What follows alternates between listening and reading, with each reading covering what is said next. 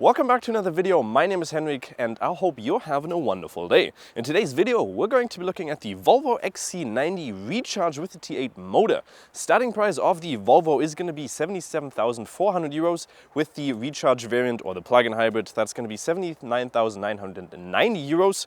Our test vehicle did top out over 100,000 euros, 105,000 euros almost, a little bit below that. But still, this car is a European monster because of its size. In America, this would probably be, or it would be considered a big car, but not big. This in European market is insanely big. You can see the background is a little bit different compared to the normal videos. That's because I'm currently on ski holidays and I took a day off to show you this car because we went on ski holiday with this car. So we drove around 600 kilometers down here. And I'll tell you all about it. And consumption of this car is also surprising. So let's first of all talk about the engine setups that you have, so the different varieties. You have 2 petrol and 1 diesel. The first one is going to be the B5 all-wheel drive, which is a 2-liter 4-cylinder engine with a turbocharger in there, producing a total of 250 horsepower with 480 Newton meters, which is also a mild hybrid system.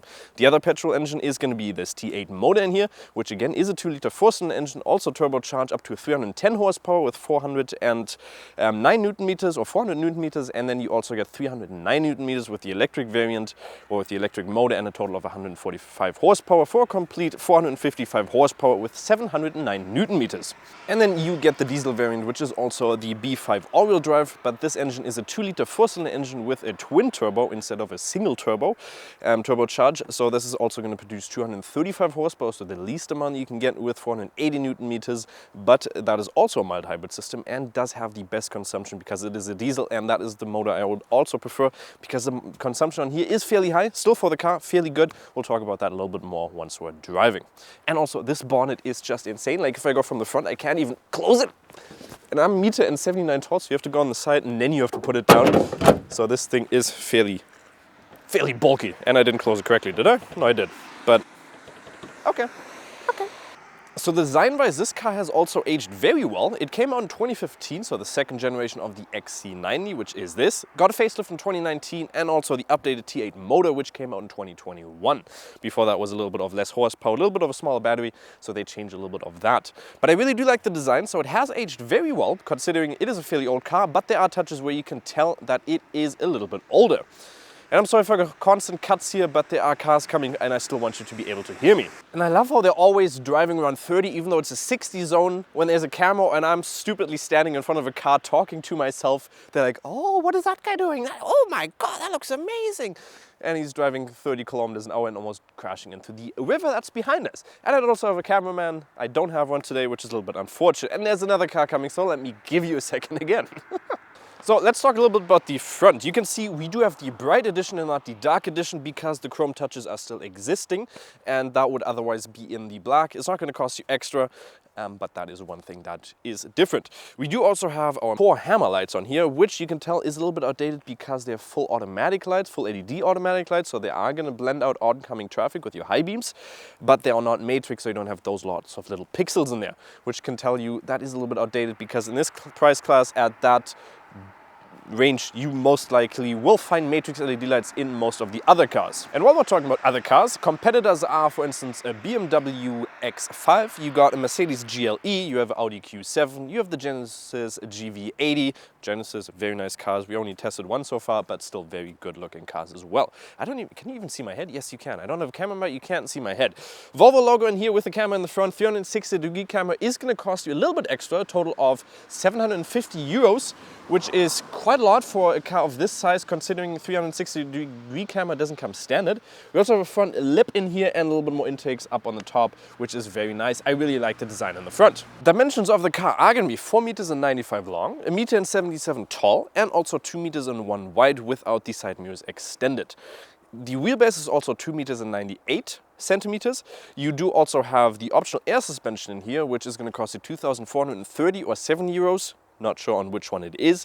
And then you also have a ground clearance on here, which is going to vary with that air suspension. So 212 up to 252 millimeters.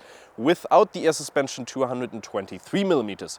Approach angle is going to be 19.7, departure angle 22.7, and the breakover angle is going to be 19.6 degrees, which is also fairly decent.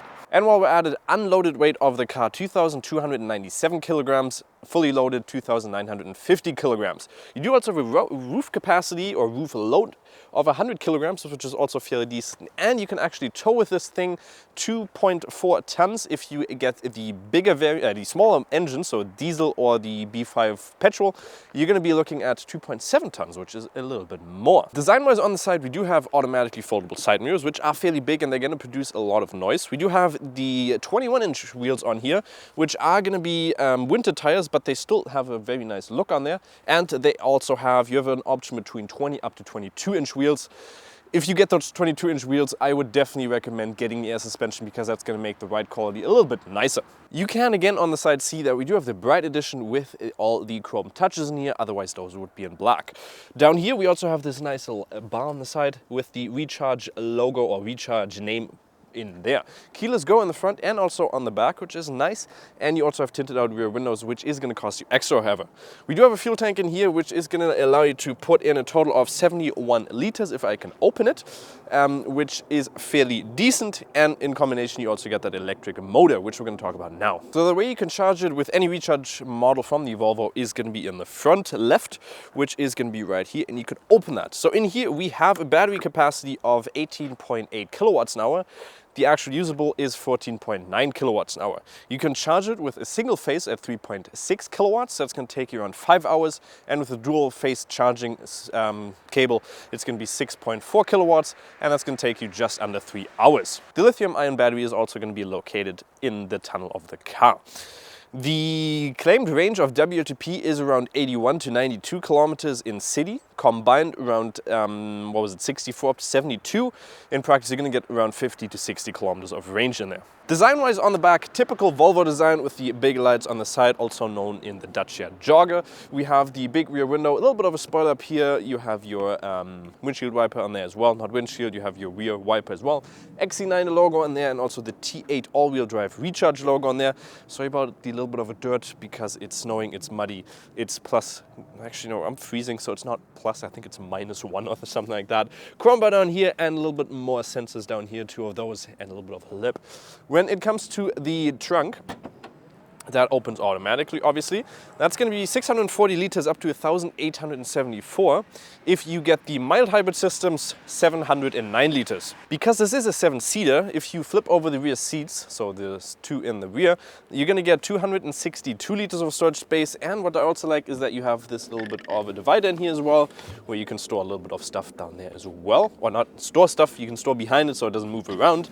And then you can also theoretically put this up and you can store a couple of more stuff down there, but seriously, that's only where you can put your you can only put a little bit of a net in there or something like that to divide the back as well. We have lots of hooking space. For instance, one is going to be right up here and another one over on the other side. We're going to have very nice hooks on the bottom as well, where you can again store something.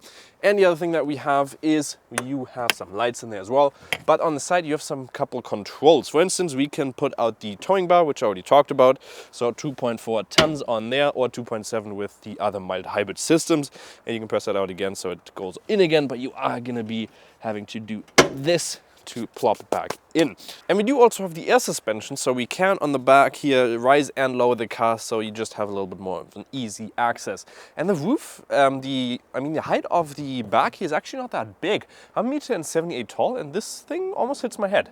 Okay, I am going to record most of this on my phone now because I don't have a cameraman and this is going to be the easiest way for me to do it. So the interior, first of all, on the side here, very, very nice quality-wise. Leather with nice stitching up there, some wood trim in here. Bowers and Wilkins sound system, 106 or 1,410 watts. Very, very nice system. Definitely a thing that you should pick up if you're considering getting this car. Down here, great quality again. A little bit of storage space in here where there is going to be dirt accumulating in there, so definitely make sure to clean that out. Unlike me, we have the tailored wool interior, which we've had on every single Volvo car. I'm not the biggest fan of it, but it does make the interior fairly nice when it comes to the quality wise. Down here, we have a little bit of plastic, but that is completely fine because you're never going to touch down here. Up here we also have like a blindfold, so you can put that up there and you can also put it down. Big window in here, which is also very nice. Interior, there's going to be a little bit of whatever that thing is, what is it called? Not a mat, yeah, you know what I mean. Tailored wall seats in here, like I said, you can adjust this in the back, so you can move it forward and backwards to get into the 7th row, which I have added now. And you can also down here adjust it so you can flip this down, for instance. I only have one hand right now, so let me put it back a little bit.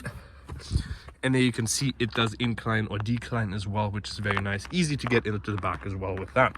Legroom, and also a very nice and touchy soft material down there. A little bit of a side bar in here. Let's step into it and let's look at the room that we have. So when it comes to the legroom, plenty of space in here. Adjusted to me in the front, so 1.70 meters, and you have plenty of space. A little bit of storage space in here, and you also have heated controls in here, so you have your own climate control and also heated seats, which is very nice. 2 USB-Cs down here, and the tunnel, like I said, where also your battery is going to be in, but that is not a big tunnel, which is very nice. In the center, you can also adjust this to have the seat in here for your child. If I can get it with one hand. You cannot do it with one hand, you have to use 2 hands. There you go, that is your seat for your center console for your child, and you can easily put it back in there. One thing that I have noticed, which is not that nice, you do have a center console in here with 2 cup holders in there, but you don't have a tunnel in there. So if you are transporting skis like we have, you have to fold this down the entire way. And if you're only carrying around 2 skis, then those are going to move around very, very much, which is a little bit unfortunate. Back seat in here as well.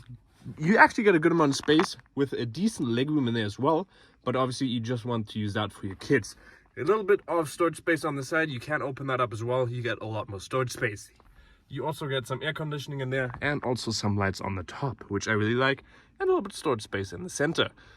And the seat belts are also going to be on the side, so not on the roof. And there's a little bit of sound system up there as well. We do also have the panoramic window in here, which is very big and very nice. Makes it very, very, well, spacious in here. You can see quality-wise on here, also very nice suede material in here. Everywhere, also on the side pillar here. So this is really, really nice quality and definitely a lot better than some plastic or whatever you want to put up there.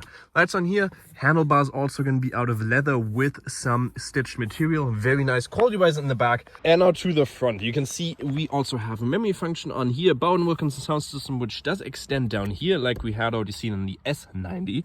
Lock system in there, and your controls for your side. Not the biggest fan of these touches because they are piano black. Very, very nice material everywhere again. If we step into the front, sorry for the ground, it is dirty. I don't know how to clean that correctly if I'm in the winter scenario. As you can see, a very nice quality in here as well. Again, tailored wool materials. Not the biggest fan of them. Really would like different ones, especially in the summer. Because if you have shorts on, these are going to irritate your skin a little bit on your legs.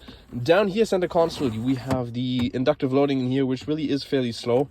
You can tell it's a little bit outdated, so you should rather use the 12-volt charger in there. Or if you pop this open, you have 2 USB-Cs in there, which you can use to charge your phone or connect it to your Apple CarPlay, which is only wired, which is unfortunate. So Apple CarPlay, connect your USB, which is unfortunate. Otherwise, great system in here with Google Assistant, Google Maps, which is integrated in there, which is really, really nice. Why is it so bright? I don't like the fact that everything is controlled through here. For instance, your climate controls also, let me turn on the car, controlled through here, where you press on there and then you select it. It's a little bit unfortunate because Volvo is trying to be safe and then they use something like this. The only buttons you have down here is for your audio, so you can turn it up and down. And also this for your glove compartment, which only works that way. So you can only open it that way, which is also a little bit unfortunate. And your buttons for your heated and cooled windows, heated front and rear windows. 2 cup holders in here, again piano black everywhere. Really like the XC40 more on that because they didn't have that. They had like the matte on here as well. This is all piano black. We have crystal on here, the what's it called, the all how do you pronounce that? Auraforce Sweden. I've never known how to pronounce that, but you get that in the Ultra Edition as well. Start, stop, P, and also your auto hold and parking brake. You can then put that on there. You can also go in here, go into the drive, and then you can put your drive dynamics in. You can have it on creep, or if you turn that off, it's basically going to auto hold every time you stop, so you don't have to press this button to have auto hold.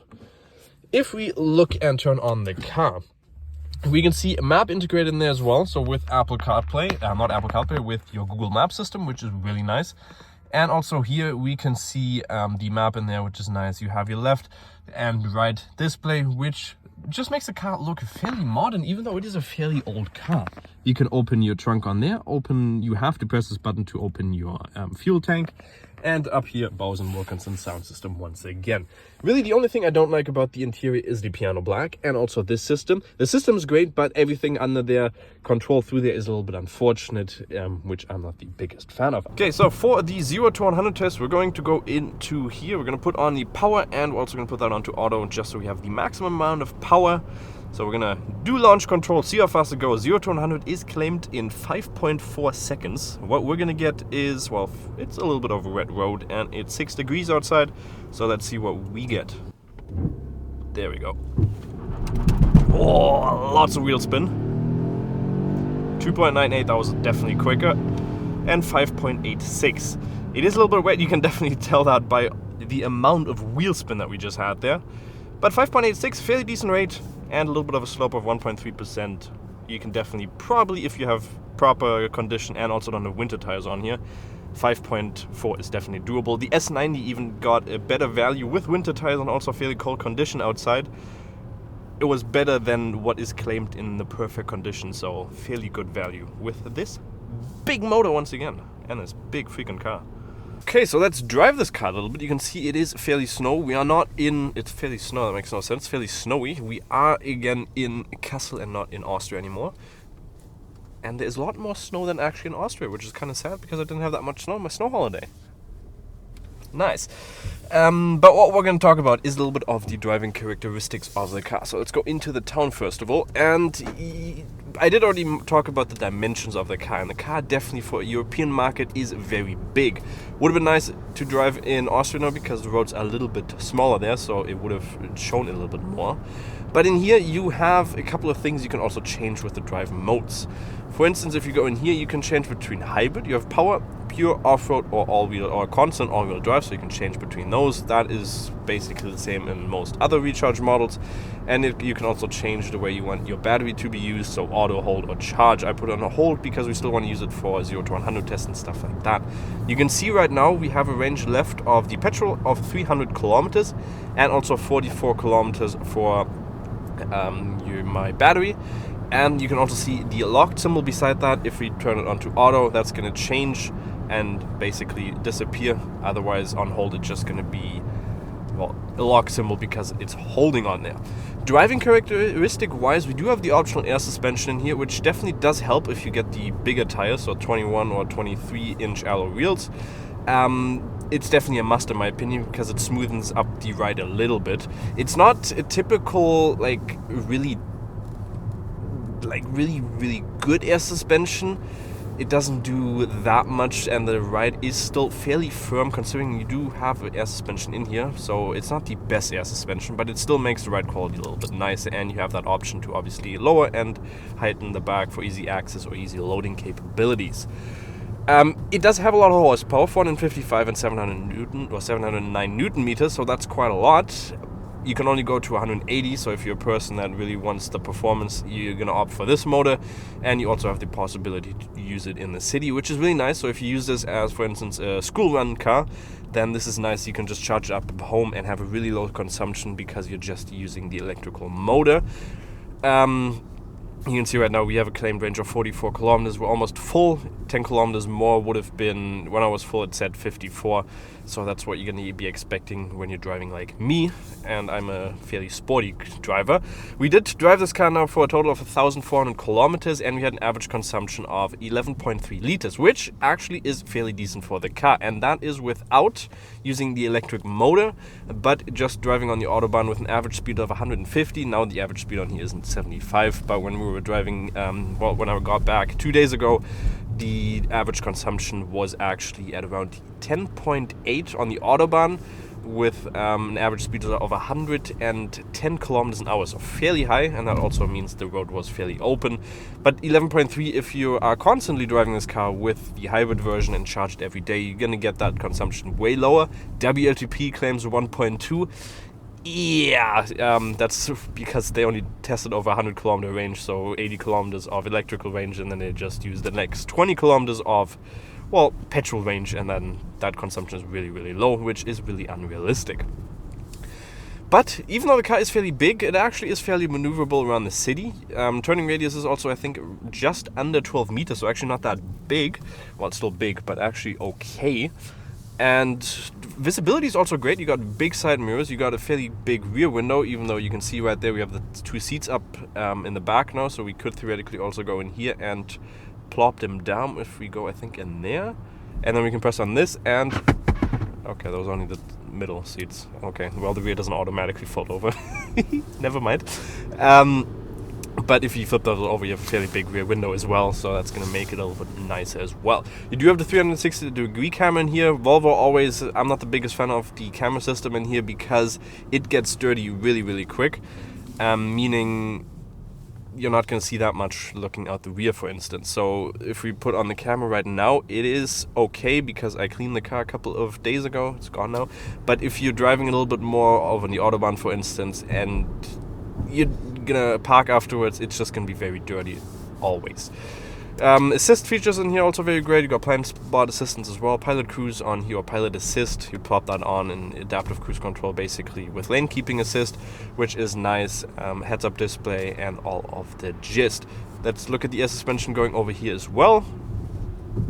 It does smoothen out the ride quite a lot, but it is not the air suspension that lots of other cars have, like a really good air suspension. One thing I would theoretically change though and not opt for is the panoramic window, because it does look nice and it does open the cabin a lot, but it is producing a lot of wind noise. So this car is fairly quiet in the interior. If you also get the like privacy, not privacy glass, but you can opt for the isolated or insulated windows, so it's a little bit more of a quieter cabin. But this thing produces a lot of wind noise, which I really don't like, because otherwise this would be really great. But above 130, and like if you're cruising at 130, it just produces the most amount of sound up there, and it basically almost feels like you're driving in a very isolated, or flying in an isolated airplane, because it is actually fairly loud. We'll check that out here if we go onto the Autobahn. I'll put a little clip on it in there, but it does make it very, very loud in the interior.